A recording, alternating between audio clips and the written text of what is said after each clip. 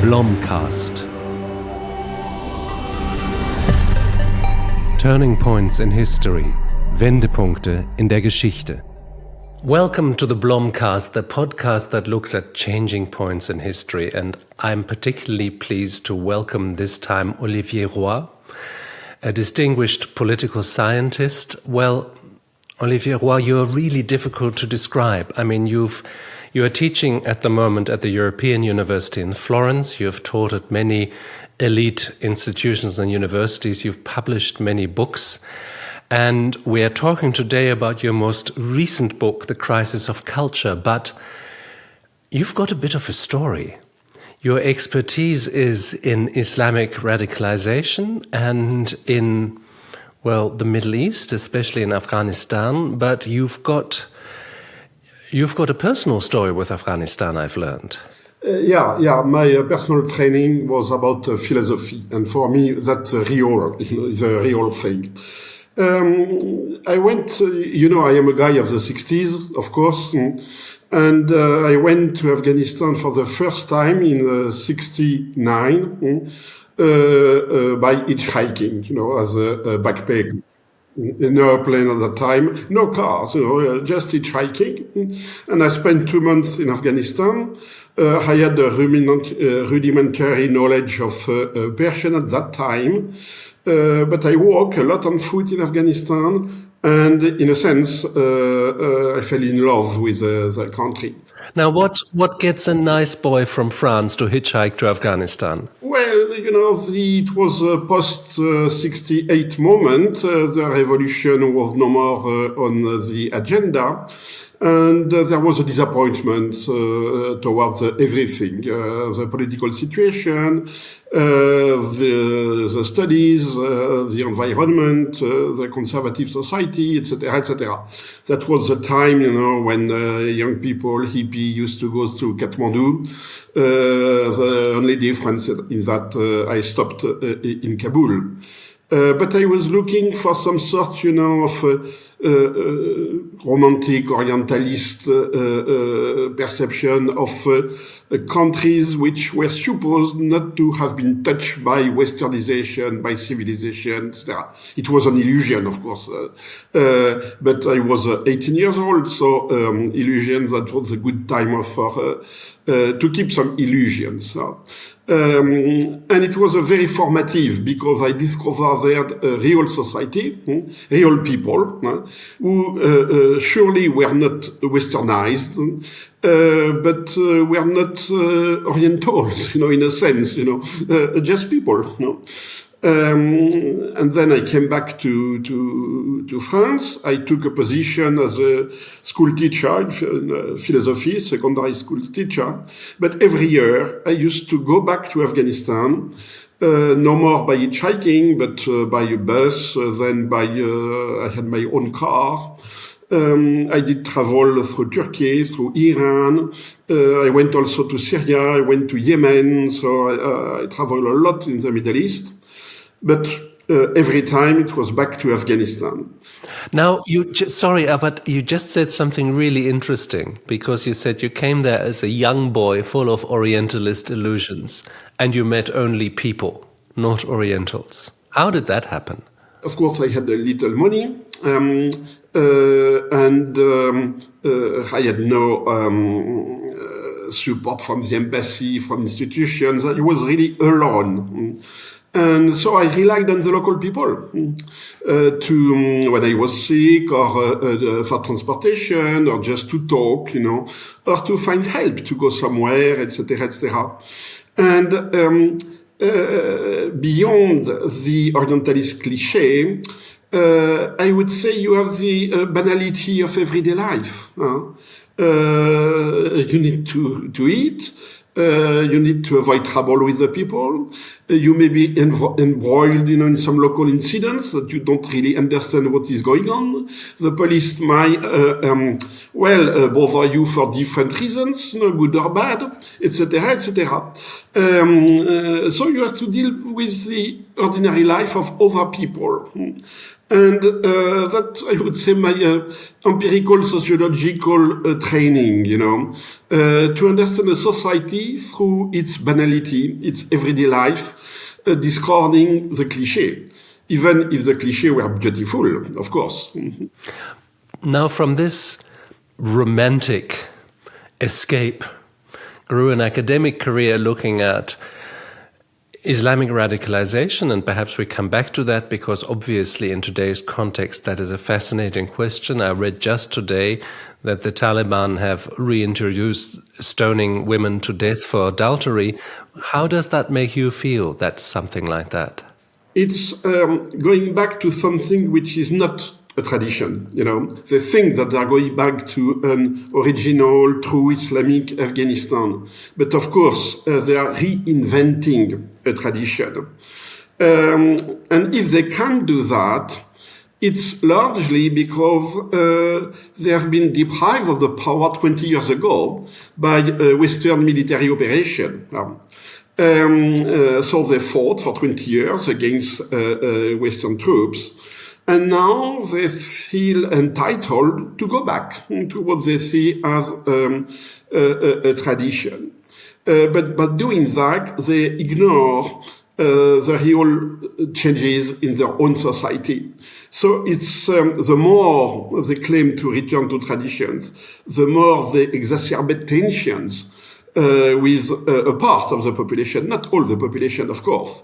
They are popular in the countryside, but not in Kabul, of course. We have a whole generation of women which have been educated during the last 20 years. People who are less than 40 years, they didn't remember the first time of the Taliban. They didn't remember the 90s. So they impose what they think is a traditional culture through just a normative and punitive system. It's no more associated with a real way of life. So it's why the Taliban are judges by formation. They are legal people from the law. It's, I would say, it's some sort of military law agency which has taken power in Afghanistan. They are ruling by courts. They are not really politically minded. They are not ideologically minded, nor, they are just lawyers, judges, who think that the court system is just what a modern society needs. And in this sense, they are modern, The way to use a law and a court to decide what is good, not just to decide what is good, but to implement what is good for society is not a thing from the past. So it's they are not. They are, I would say, on the negative side of modernity in this sense. But that brings us right to the meat of our conversation, because I read today in this report that one of the judges said, "You may criticize our practice, but you represent Satan and I represent Allah." So basically, there is no discussion between us. I have the pure truth and you are simply wrong. And in fact, you are wicked. Now, why this is so particularly fascinating is that in a departure from your previous work, you've written a book that is called, in English, The Crisis of Culture, that has been just had a wonderful reviews, amongst others, one by Ivan Krastev in the Financial Times. But I want to take you back to the original French title, L'aplatissement du monde, because it seems to me so much more salient to your argument, the flattening of the world. Why is our world being flattened? Because we have a crisis concerning two elements, I would say. First, the transcendental, not just God, but also humanism, rationalism, philosophy, the idea that there are principles, values above us is disappearing in a sense. But the other dimension, which is in crisis, is what is under us, the unconscious, the culture as an implicit, or simply the idea that there is a nature that we're supposed to be dominating them. I took an example which is trivial but quite interesting: the animals. We were supposed, as human beings, to be above the animals, to be between God and animality. It's supposed by the Bible. Yeah. I have to warn you, I've just written a huge book called The Subjugation that looks at the biography of the idea that humans dominate nature, and that says it was born with Gilgamesh and it's dying today. Yeah, absolutely. And we have a movement now to present us and the animals on the same lines, the same horizontal lines, as subject of law, as actors, and as sentient beings. This identification with animal is very clear, with the extensions of pet animals. Now, any kind of animals, including alligators, can now be considered as a pet animal. So we are friends with the whole nature. And we are not supposed to be above them, even if, of course, we speak for them, because they cannot, until now, they are not allowed to speak themselves. Wait for artificial intelligence, it's coming. We'll see, which is the last point of the flattening of the world, So it's a loss of hierarchies. Yeah, a loss of hierarchies and a dissolution into the same. We are supposed to be the same. Also, the crisis, what I call the crisis of culture. We consider culture, in the anthropological sense of the term, as something which is implicit, something which is here, but that we don't master.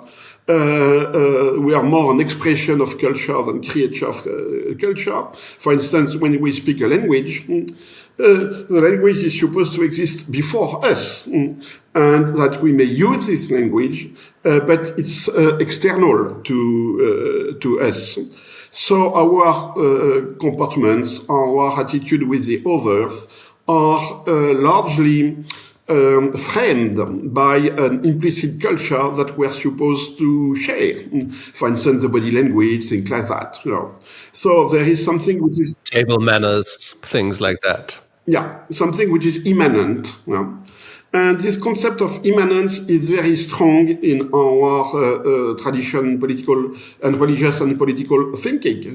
The unconscious with Freud, the original sin in Christianity. All that means that there is something in us, behind us, which largely frame the way we express, we interact, etc., etc. But now this implicit is put into question. There is a general onslaught on the implicit. We are supposed now to speak and to think in an explicit way. Yes is yes and no is no. There is nothing between yes and no. Every terms we use should have one meaning and just one meaning. Jokes are suspicious now. We should refrain to make jokes because, by definition, a joke has different meanings, may refer differently to different things. Us talking about this is a little bit like the beginning of a joke. Two old white guys talk about identity politics, but there is something very important in this, because these implicit things that you say, the things that people took simply for granted, the things that we learn as small children before we can speak, the ways in which we are supposed to see the world. One of them was that men were superior to women, that white men were superior to other people. Those were implicit certainties that our societies had. Surely it's a good thing that these are gone. Absolutely. Absolutely. The question is not the change of values and paradigms. Whole history is an history of changes, good or bad. But it's clear for me that the democracy is better than a dictatorship and things like that. So the history of the domination, the male domination, is a real history of domination. Now the problem is not to question the domination. The problem is how do we question this domination? And it's done, through what I would call an authoritarian pedagogy, that we should train the children with new norms and values, with explicit values. So culture is no more transmitted, I would say, by the environment, by something explicit. Culture is a teaching, and is an explicit teaching. We are at school from the beginning, and the school teacher has been to use authority, because he is fighting or she is fighting against an implicit which is not acknowledged by the different actors. So what I'm questioning here is the way it's done. I'm not saying it's bad. What I'm saying is that we have a flattening of the world, which means that implicit is now either considered with suspicion, or is just not taken into consideration. So it means that we have now to be that the communication is turned into a code, a codification. It's a little bit like what we see on the streets. I'm always fascinated. If you look at old films from the 1890s or 1900s of Paris or another major city, you see cars and coaches and pedestrians and all sorts of things. What you don't see is street signs or stoplights or anything like that. So there are no obvious codes. The codes are implicit. You let somebody pass, or you have to care to cross the road. But today everything is plastered with explicit instructions on how to behave, because you cannot rely on the fact that these instructions are implicit. Exactly. See what is going on, which means an extension of normativity. And not only a qualitative extension of normativity, but a quantitative. And here it's very easy, we can ask every people above 40, look at the regulations of your environment 20 years ago. Either, the building you are living, the school you are studying, the administration you are working, the business you are working in, the club or the sport club, etc. You have a quantitative extensions of norms. You have 3 more, at least for my institutions, 3 more pages, 3 times more pages to read, or are supposed to read, before acting, before asking for a coffee, or giving a mark to a student, or organizing a meeting, etc. So we have an extension of the normativity system. The internet is a very good example. Every time you go to a website, you have to click, on a sign saying that you accept the rules. Of course, we never look at the rules, but if you look at the rules, then you have dozens of pages explaining everything in details. So it doesn't mean that we know the rules. It means that we're supposed to know the rules, and that we cannot say that we cannot mention or refer to anything implicit. I did not know, or I was thinking that it could have been better like that or like this, etc., etc. You have to adapt to a general codification of everyday life. And it's a fact. It's clear that the intentions are good. I have no doubt about that. But when you have a system of domination, like traditional patriarchate, for instance, you have also an implicit system of compensation, if I can say that. It was not a jungle. It was not a society of daily war against each other. The male domination in the traditional European Western society was compensated by, for instance, by politeness, by gallantry. You were supposed to speak more politely to women than to men, etc., etc. So the inequality was culturally constructed.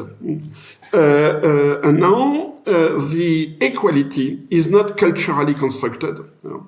Of course, an argument, which is a good argument, could explain that in terms of transition.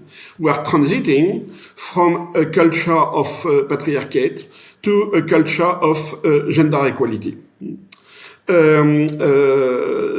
And it explains that while for one generation, for instance, we have to use authority to root the new values and the new norms into education and to have a new kind of mankind. Well, it was exactly the argument of the communist movement, in the 20s. The dictatorship of proletariat was a transition, authoritarian transition, between class domination and classless society. I am very skeptical. I think that pedagogy never created a culture. Pedagogy is, in fact, a way to perpetuate a culture, not to create a new culture, or it's an artificial creation. This takes us right back to you in Afghanistan as a young man, because you encountered a society that would have been probably relatively similar to a society in many European countries in the 19th century, where people were very sure of their identity. They were called Muhammad, or they were called Pierre or Marie, because that was the name that ran in their family, and they were Catholic in France because in their village you were Catholic, and they had a farm because it was their father's farm. So you were in very little doubt who you were. Your identity was very clear. But of course that also meant it probably worked quite well for a lot of people, but for the people for whom it didn't work, the minorities, those who were on the receiving side of this power structure, it could be sheer hell. For that reason, there was the revolution of the 1960s, to get rid of that oppressive paradigm and to free these people. And now we find a little bit that we don't know what to do with this freedom, because once we've abolished the authorities that bookended that old order, we find ourselves bereft of an authority to appeal to. Yeah, you have always revolts, contestation, protestation, always. In the Middle Ages, you had peasants who rose against the lords, etc., etc. The protestation of women is not new. There has always been a continuity of women protesting patriarchate and trying to express themselves and to take from the men what was considered as typically manly. For instance, painters, philosophers, mathematicians, etc., etc. So in Afghanistan also there were oppressions, poor people. The women had, of course, in bad positions, especially in tribal countryside, etc., etc. And it's why there was a communist revolution in Afghanistan. So my second point here about the illusion of a traditional society is what happens when you have a crisis, and you always have a crisis. The crisis might come from inside, revolution, or outside, invasion. And in Afghanistan we had both: a communist revolution in '78 and Soviet invasion, military invasion in '79.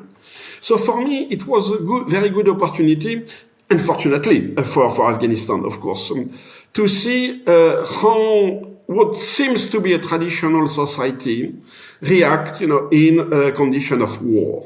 So a war is a an experience, sociological experience. In a very short time, you have a tremendous changes. People do adapt or not.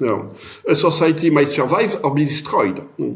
And that was my second, I would say, teaching moment for me, to see how people reacted. And as usual, it's along a generational line. It's, of course, a new generation which takes the lead. The old generation react with very traditional way. So we had a lot of religious people, local aristocrats who tried to oppose the Soviet invasion, but they were not successful. The Communist Party, who was, defending women's rights, poor peasants' rights, etc., they created a catastrophe, because they destroyed without being able to reconstruct anything. So they lost on every front, the two fronts, the women and the poor people in Afghanistan. Most women did join the resistance against the Soviet, as well as most of the poor people.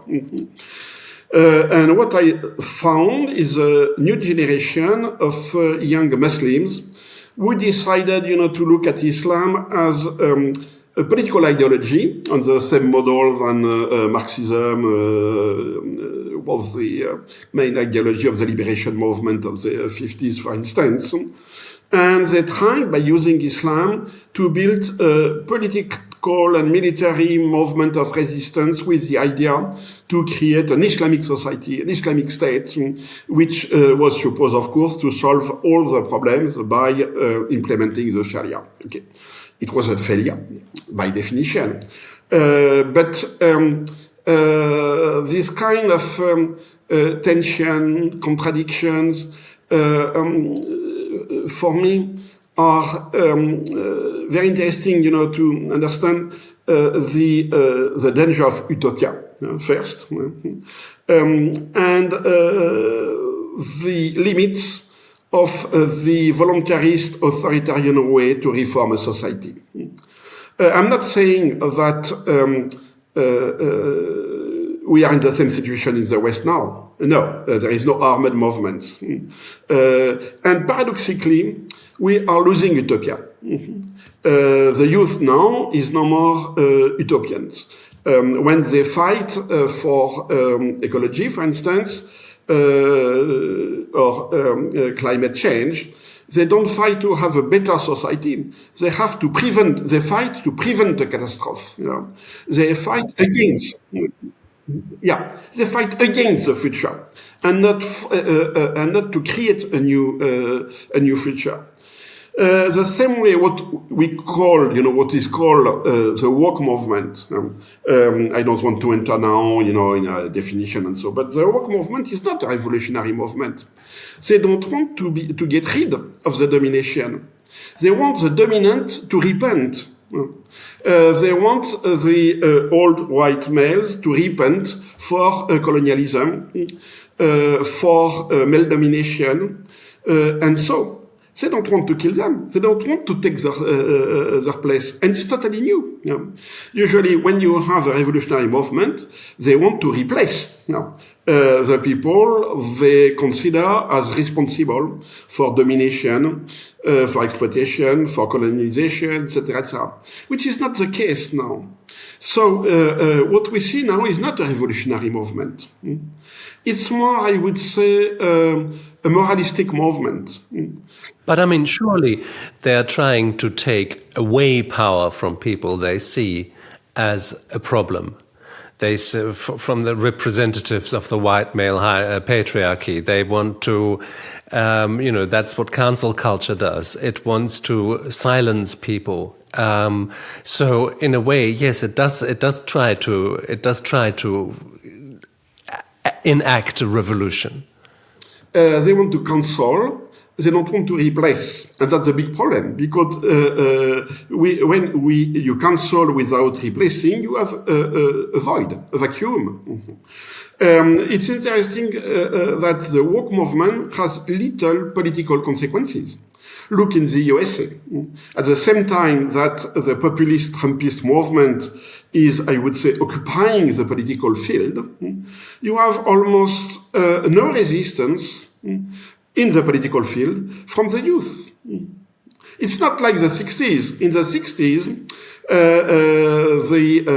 the students, the democratic students of the North used to go to the South to support the fight for the civil rights.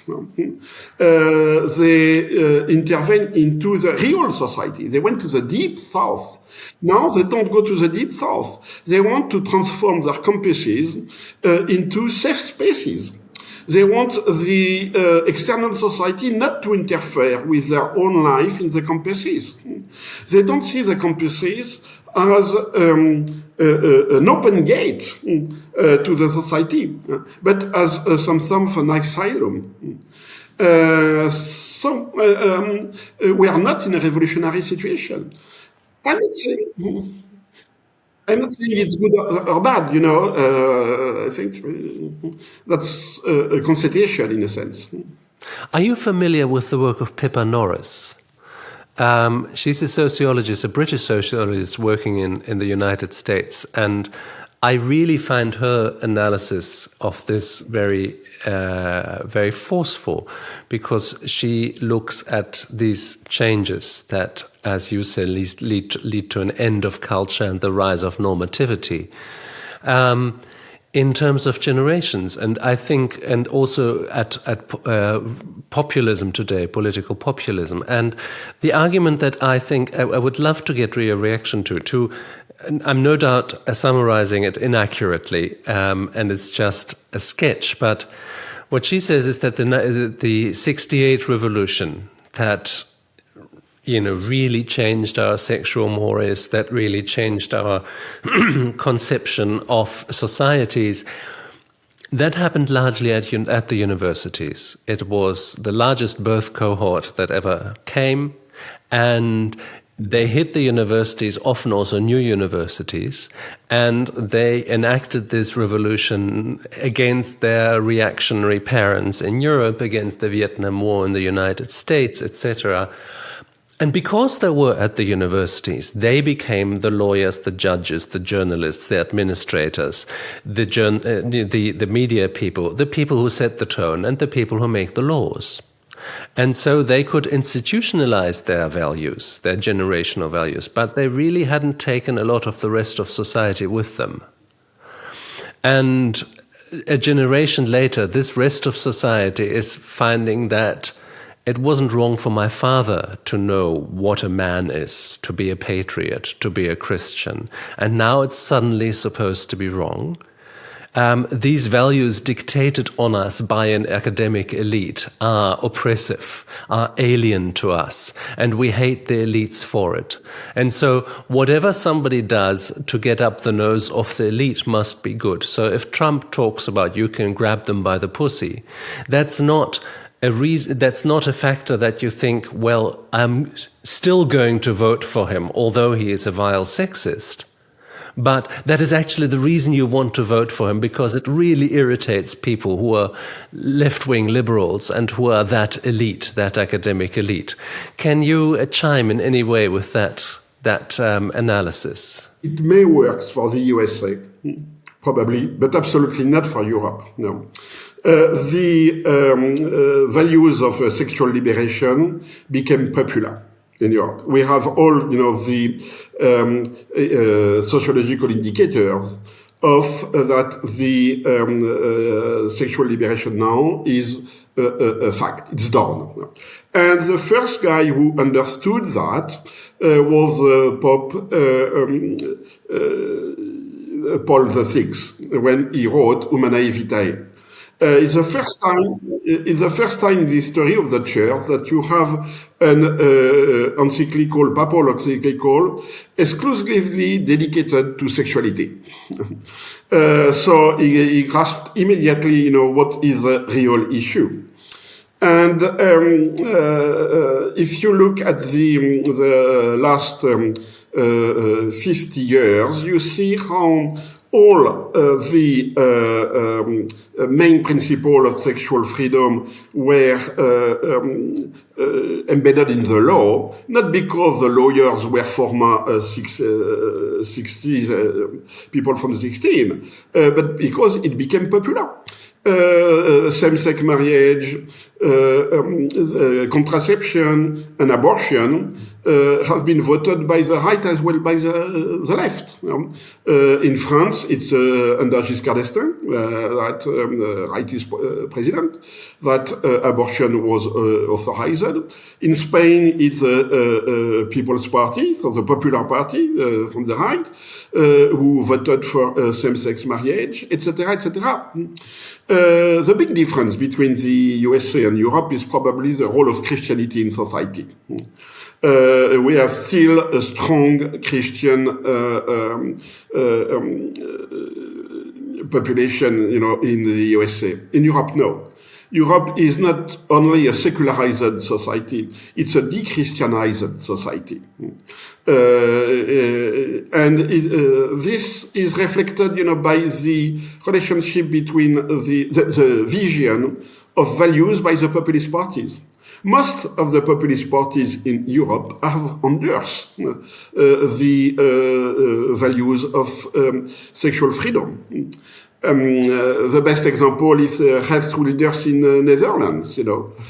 What the interesting thing is that the populists everywhere, they are against migration and against Islam.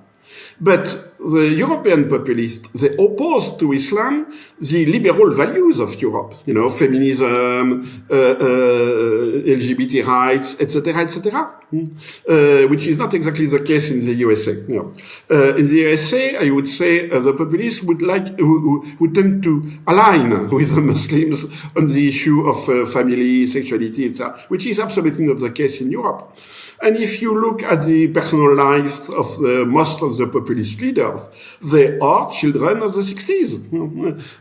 Marine Le Pen, Mrs. Meloni, Mrs. Meloni is not married, she has a child outside the wedlock, and so on. So, of course, she speaks about she says, I'm a Catholic, I am supporting... Sono italiana, sono cristiana, sono donna. Salvini, etc., etc. So we have a real de-christianization of Europe. And, of course, there is some nostalgia. But if you look at the people who are bringing this nostalgia, the limelight, mostly the writers, the novelists, like Welbeck in France. It's full of nostalgia. We are in decadent society. We are going towards apocalypse, towards civil war, and so on. So everything is lost. The good old time when Christianity was at the core of the European identity is lost. But none of these guys is a Catholic. None of these guys is a Christian. They try sometimes, they would like the society turning towards Christianity, except them. They would like to be exempted, from this return to tradition. And if you understand that, you understand Welbeck quite clear. One of his characters wanted to go back to Christianity, so he spent 3 days in a monastery, and after 3 days he was so bored, that he left the monasteries and converted to Islam. That's the story of the book Submission. There's so many things I would like to ask, so I have to go slowly, but let's come back to this really fascinating change that you recognize from culture to norms. So from the implicit to the explicit. And you also incidentally find that in sexual legislation where, there is now an explicit consent in Sweden and in Spain. Explicit consent is necessary to engage in any kind of sexual activity. So,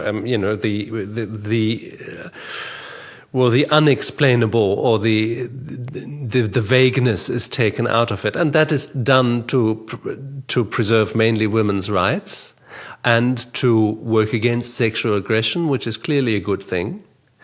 But also it creates a very highly artificial situation if you have to sign a little contract at the moment when you are getting interested in someone. But what this reminds me of is the sentence that slightly obsesses me by a German constitutional judge, and he made that observation in the 1960s already. His name was Ernst Wolfgang Böckenförde. In a previous podcast, I called him a theologian, but that was in fact his brother.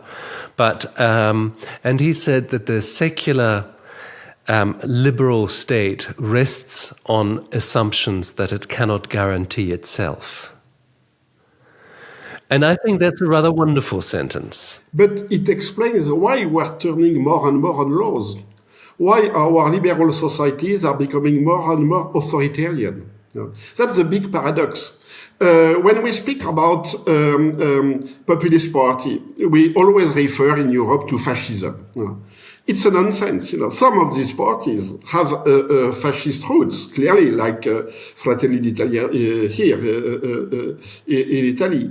But it's lost. They are no more trying to root the parties into a transcendental order. What we see is that the liberals who are becoming populist in the sense that they are making more and more norms. It's very clear with President Macron in France, who is a liberal in every sense of the term, in economic terms, in personal life, in values, and so and so. And his presidency is turning more and more authoritarian. The best example for me is Denmark. Denmark, the government is social democrat. So they are supposed to be the opposite of populist. But they have enacted the toughest laws on forced integration of migrants that exist in Europe, with a control of the family life, a control of the language, a control of the food, which is extraordinary. So the Böckenförde enigma, in a sense, is solved by the liberals themselves. The best way to ensure that our principles can stand is to become authoritarian. So what we are turning towards is not populist or fascist or I don't know what, or woke, etc. It's liberal authoritarianism. What this also means is that it explains, for instance, the situation the US is in at the moment before a major election, because this idea that this whole society rests on assumptions it cannot guarantee, meaning that kind of implicit culture, the sorts of things you simply don't do, or the sorts of things you simply do so that you can trust each other. In America, there is now the situation that one of the people who wants the top job, a lot of people are very openly questioning whether he will give it up again, whether he will play the game, whether he will abide by the rules, because he's already made clear that he has a complete disdain for those rules. How can democracies survive under those circumstances? That's the big issue. And I must confess that I don't know. I don't know. It's why the conclusion of my book is quite pessimistic. For me, the main problem is the crisis of social relations, the crisis of a collective life. The violence, we always had violent people, and violence is always present in any society. But now we have a society where the link with the others is no more embedded into a real world. We are no more connected with our neighbors, for instance. We are connected with people who are like us, or with people who think about whom we think they are like us. So we are creating affinity communities by internet with reinforcement of these common identities, which is a poor identity. It's based, on some poor markers. It could be the fan of a football club. It could be white supremacist group, what you want, but then it reinforces the idea that any kind of community should be based on the same identity. And hence, the smallest difference with other people make us turn these other people as enemies or as real foreigners. Hence the violence, the growing violence. We have many now trials of people who made hate speeches on internet. And when they go to court, you find a normal guy, who say, he would just think that because other people are saying that, or I didn't really mean that, or etc., etc. These guys are not fascists, but they claim that they would like to rape or to kill other people, and they don't see where is the problem. So this is this divide, this contradiction between the way we intellectually entertain, this culture of identity, and real society. We are losing the real society. So democracy was, in Europe, for instance, but also in the USA, it was, I would not say religion, but it went along with some social rights. Elections, you used to go to the voting poll to discuss with people, etc. Candidates used to go to the market to shake hands. We used to respect, the elected mayor or the elected member of parliament, etc. There was a political, social interactivity, if I can say that. Local municipalities. An analog, real body presence of people. And so the member of parliament for whom I didn't vote still remains a real person. And I used to discuss with him or with her, even, in contradictory terms, but okay, he or she was somebody, a person. Now it's finished. He or she is an image, a ghost, an abstract idea. So I can ignore them or call for killing them or rape them. It doesn't matter. So that this discrepancy between the imaginary world of internet, which is very individualistic, and the real society, which is more and more evasive.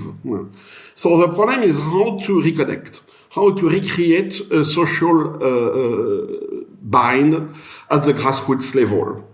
And we have, there are some examples of that, some movement, the movement called the Gilets jaunes in France. In fact, it was typically a grassroots movement of people who were fed up with their isolation at the periphery, not only at the periphery of the cities, but at the periphery of the society. That was the protest movement in France that protested against, and it's very interesting. It's such a good example because here's Macron wanting to put through quite sensible environmental legislation and saying we have to get away from fossil fuels and we have to change our way of transport, and he doesn't get a democratic majority very easily, so it puts it through in a rather by different means. And what it didn't see coming is that France erupts in protest, and especially, as you say, the rural populations, the populations that are less well off, because as it happens for them, the car is an absolute life necessity, which it isn't in a big city where you have good public transport networks. But it also becomes a revolt against the arrogance of a ruling class that thinks they know what other people need. Exactly, for the point of view elite, these people should be happy because they have what is not the ideal, but happy life. They have a house in a village, so pure air. They have a garden. They can make a barbecue, and so on. So it's the triumph of the individual entrepreneur. I'm responsible for my own life. I have my own house, my own family, and so. Except that, to have social links, I need my car. I need gas. I need my car to bring the kids to school. I need my car to bring the kids to sporting clubs, etc. To go to my work, to my job, etc., etc. And of course, I need to have pure air also. But if you deprive me of my car because of the pure air, I'm just dying. My social life is dying. And these people who are trying to recreate, I wouldn't say artificial, but almost artificial social life. They met together outside their houses, in the cycles on the roads, to make barbecue. People who didn't know each other, suddenly they socialized between themselves, etc., etc. And they were treated very badly by the police. And so it's not racism, because these people were white or any kind of color, etc. It was not an issue of migrants. It was not an issue of ethnicity, of race, etc. It was an issue of the desocialization of the part of the society with little way to compensate this desocialization. But interestingly, also, they rush to internet, Facebook groups, websites, etc. So they recreate this virtual social life which they could not afford in the real life. And of course, many of them turned populist as an answer to the arrogance of the elites. You identify 4 central changes that have really transformed our societies. A change in values, obviously sexual mores in the 1968 revolution, the internet, which is, you already made some points about the impact from that, global finance, so the liberalisation of global markets and especially financial markets, and the free movement of people. And the fact that, as Ivan Krastev would say that today, if people want to make a revolution, they don't change their government, they simply change their country. They go away. What strikes me is that all these 4 changes are very heavily dependent on particular technologies. They are the results of technological changes. I mean, 1968, the sexual revolution wouldn't have been possible without the pill. The internet is a technological change. Global finance and global economic globalization, for instance, relies very heavily on container shipping as well. The free movement, obviously, air travel, etc. But one thing that I'm beginning to think about more and more is the fact that it seems to me a very critical thing that technological evolution, we see that at the moment with AI, with large language models, things like ChatGPT, translation, which is getting frighteningly good, automized translation, that the evolution of technology is always faster than the evolution of societies. And that was not such a problem while the evolution of technology was relatively slow, but with the advent of fossil fuels, massive use of fossil fuels in the 1960s, and then of computing, that really accelerated enormously. And it seems to me quite often that we are simply left behind by our technologies. We don't have time to learn and to understand the technologies we have created and their effects on us. I agree on that point. We don't master our own technologies. I am more not skeptical, but agnostic on the relationship between technology and cultural changes. I would compare that with the printing and the Reformation. There is a clear correlation between the success of Lutheran Reformation in the early 16th century and the spread of printing. But what is first? Certainly, printing was a tool of the expansion of Protestantism. But printing didn't create Protestantism. It allows the idea to circulate, and it allows new categories of population to have access to scrap text, to the books, etc., etc. And I would say the same with the internet. The anthropology of internet, if I can say that, the isolated hedonist individual is a creation of the 60s. So we have an anteriority here of the anthropological model in comparison with the technological tool. But of course, the expansion of internet has suddenly transformed. We have a mutation, a real mutation of the society and the culture because of internet. Same for neoliberalism. Neoliberalism, so people like Friedrich Hayek, Thatcher, etc., they came before the internet and so. But they created the intellectual and the political tools of the expansion of neoliberalism. So when neoliberalism found the technological tools and the concrete condition of its expansion, it already had a language. It already had a formulation.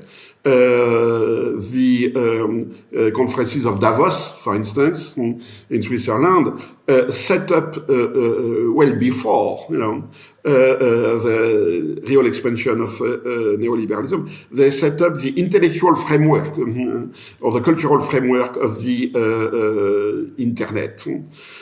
But we don't master this evolution. And now, what artificial intelligence will bring? There is a lot of discussion. We have now chairs at the university about artificial intelligence, and so. And it's something which is 2 years old. And it's we'll know later the consequences.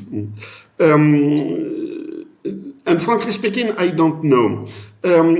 I'm not sure. It's a technological revolution, sure. But what in terms of culture, thinking, etc.? I think that it's a continuation of what I am describing in my book. The flattening of the world, the horizontality. Artificial intelligence is looking at everything which has been written, said, published, created somewhere. It doesn't bring a new transcendence. It doesn't bring a new unconscious, It just makes things more explicit than it used to be. You cannot hide anything now. And at the same time, all texts are at the same level. At the same level. And so it looks like each other. Now, all the theses written by students are the same, which is good for a professor. We don't have to think too much to put a mark. It's the same mark for everybody. But we are losing precisely the deepness of thinking. So it's real flattening. I do think often that the humanities are in the process of abolishing themselves by also by the career structures that the academe has today. If you're a young academic and you have no security, no future security, you have to publish or perish, and therefore you have to write what editors of journals want that have the right impact points. It seems to me poison to intellectual freedom. But just not to end just with this analysis. You said the important thing is, how can we reconnect? Because we are, after all, connective animals. We need society.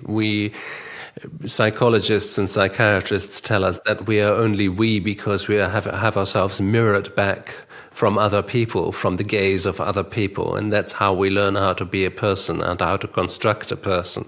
And if that gaze comes from a smartphone, that's a different kind of gaze. And if that gaze comes from apps that have been designed with the explicit goal in mind to capture our attention and to monetize our attention, then that's a different kind of gaze. So if reconnecting is the important thing, and that is not a nostalgic program as I take it, but it's a forward-looking program, how can that be possible? As you said, people, they want to reconnect. There is a need of connection. They go to internet not necessarily because they love internet, but because they have no other way to connect or to imagine that they are connecting. So we have to go back to the real life. And we see there is a lot of local initiatives of people who try to do something at the local level. It might be the Yellow Vest Gilets jaunes in France. It might be, an ecologist movement which wants to protect, preserve a forest or a village or something like that. It might be a movement of militants. It might be a religious movement. In Italy, for instance, we have Catholic communities, grassroots Catholic communities like Sant'Egidio, which are quite popular because they really care about reconnecting people and starting with the excluded, with the people who have a problem, of connecting.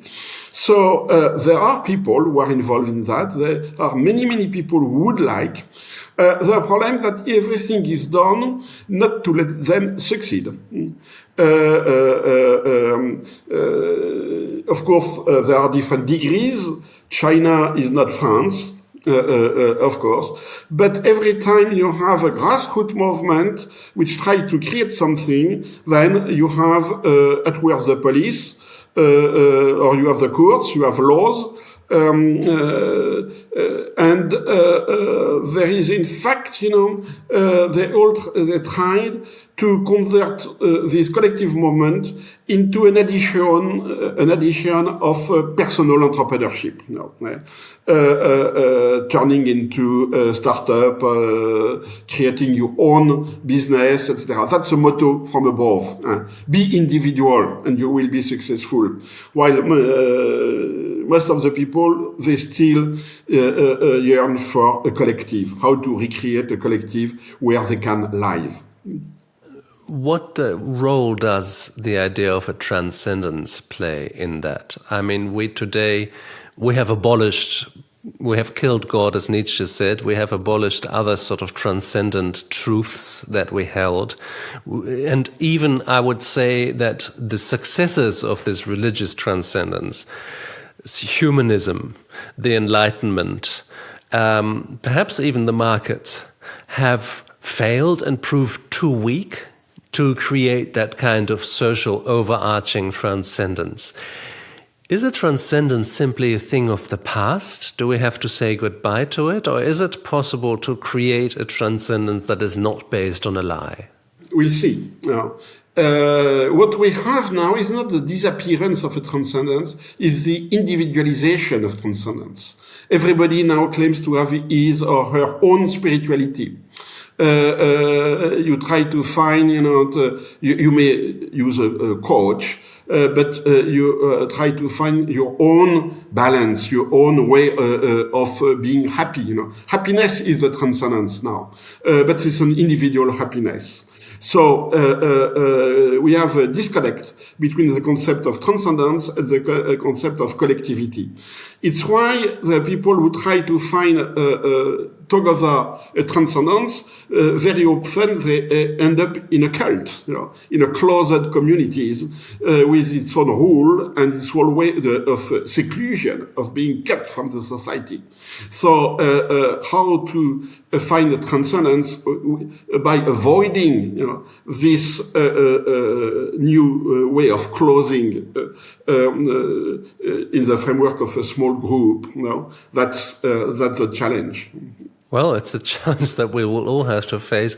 Olivier Roy, thank you so much for being my guest. It was an absolute pleasure to talk to you, and I have got many more questions than I had at the beginning of this conversation. So thank you very much for sharing your thoughts with our listeners. And indeed, if you liked this podcast, or even if you didn't like this podcast, comment on it, like it, dislike it, subscribe to it, and be here for the next episodes, because we are going to explore further the questions of turning points and where they lead us. Olivier Roy, thank you very much. Your book, The Crisis of Culture, is out now, and I hope it's soon out in many other languages, because it's a fantastic read. Thank you.